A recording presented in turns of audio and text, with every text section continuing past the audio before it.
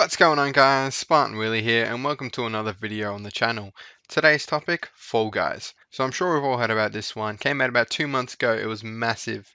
The numbers have dwindled rapidly though recently, and I think the game needs a breath of fresh air. So we're going to go over 5 main things that should be added to the game, and then I got a couple other things that need to happen for it to increase in popularity again. I'm also making this video 2 days before Season 2 drops. I'm excited to see what they're going to add there, but I'm just putting this video out there. Hopefully they add some of this stuff. I don't know if they will. I'm very keen to see what Season 2 holds. That being said, sit back, enjoy the video, enjoy the gameplay, and let's get on with it.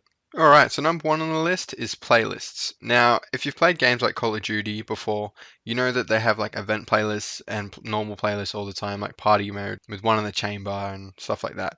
I think Fall Guys can really benefit from a similar system like this. For example, you could do like single player games playlist and a team game playlist. I don't know why anyone want to do the team playlist, but I guess we've got a bunch of mates. But yeah, I think this could really help benefit the game because a lot of people say they don't like the team games, they just want to only do the single player games. Not to mention, not only just single player and team, but you could also do like race playlists, survival playlists, just stuff like that. You could really let users play what they want to play and skip all the games that they don't want to play.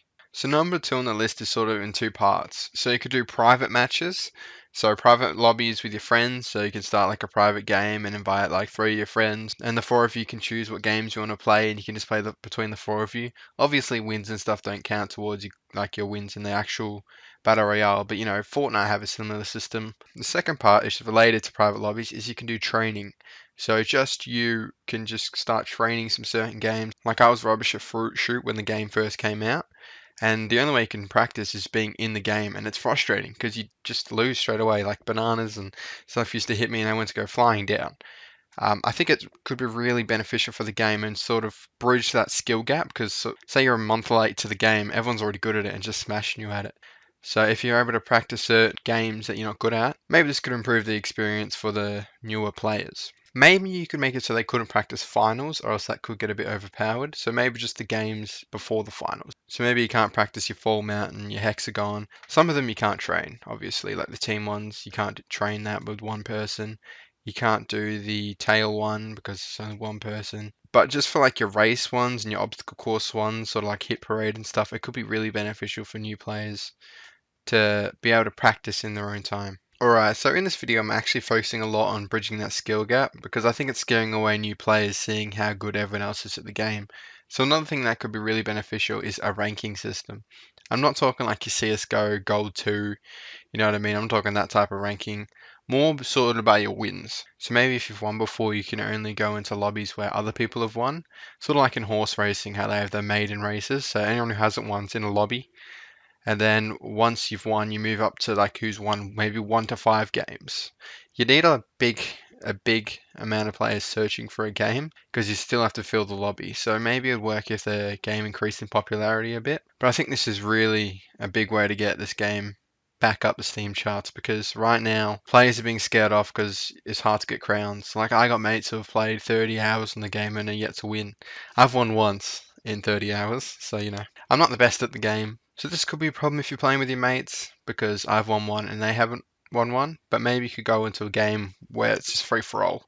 Anyone who's playing with their mates can play with anyone. That's one way that it could work. Again, these are just ideas. I'm just thinking of ways to try and get this game back to the top of the Steam charts. So my fourth thing in this list is a stat page. So somewhere where you can see your stats, like your wins, how many games you played, what games you do good at, what games you do bad at. I think that can be really fun. You could like view your friends' stats. Like it'll just add a bit more to the game because right now there's just your 5 tabs. It's like your main lobby screen, your cosmetics, and your season pass, store, and your settings. So it could really help flesh out the game a bit if there was just somewhere where you could see how you're going, what games you need to improve on, what games you do well at. Obviously with the playlists and the private lobbies, this could complicate the stat page a bit. But it's just an idea, you have somewhere to collect your stats, view it, see how you're going in all the different game modes and stuff like that. Alright, and the final main thing on the list before we get into some honorable mentions. This is a bit ambitious, but a map editor. I think this would go a long, long way into keeping this game alive and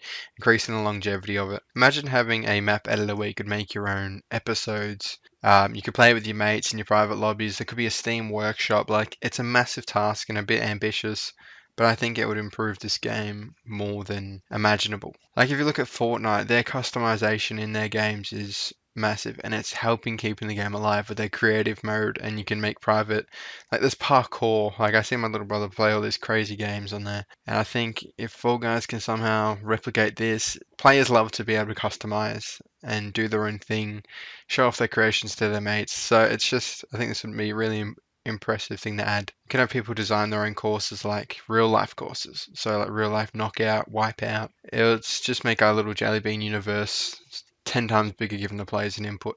Again, it's ambitious, but I think it has massive potential. Okay, so that's my 5 main reasons, and now just for some honorable mentions. I think number one, what has to be fixed for season 2 for this game to survive is the servers. I know that was smashed at the start because of the unexpected popularity of the game, but it's 2 months after release. I really got no excuse, and me and my mates can't join a lobby together and find a game. It kicks us out, all back out the lobby, and we have to join again. Kicks out again. It's about the third or fourth try, and it works. Like it's the servers are a problem. Even when you're searching for yourself, it says connection error, kicks you back to the lobby. I've been disconnected mid-game like 3 times. So yeah, I think the servers are priority number one to try and get people back into the game, get some stability. This might be a personal peeve of mine, but the season pass is ridiculous. Even if there's only 40 levels, I just find it so hard to get up, level up. Like I'm 27 right now, 30 hours in, and it's like almost 1,000 XP to get to the next level. I'm really happy with the currency. I think the currency is fantastic. You know, it's perfect. The prices are reasonable. I haven't personally bought any of the currency, but looking at it, it's very reasonable. I think it's like 5 USD for 12,000 kudos or something. But yeah, that's very reasonable, unlike Fortnite. But anyway, but the XP on the season pass is ridiculous, and I was expecting like an event at the end, where it's like double XP, so you can get the XP quicker and get those levels. Because I wanted some of the stuff at the end of the season pass, but I just wasn't able to put in the time. I have so many games I want to play. I don't want to just keep playing the same games for 60 hours a season, you know. Maybe it's just me, but that's just a personal peeve of mine. Anyway, that's all from me this video. I hope you enjoyed it. Let me know down in the comments if you agree with me. If you have any other suggestions, please, I want to hear what the community thinks about this game because I love it. I love the base of the game. I'm just saying that there needs to be some improvements to increase the longevity of it because unfortunately, gaming's a fast-moving world and people move on to the next big and bright and colourful thing these days. And I think for a game to survive, you have to give the players what they want. So that's just me. Put my opinions out there. Don't forget to like and subscribe if you enjoyed for more gaming content, and I'll see you in the next one. Peace out.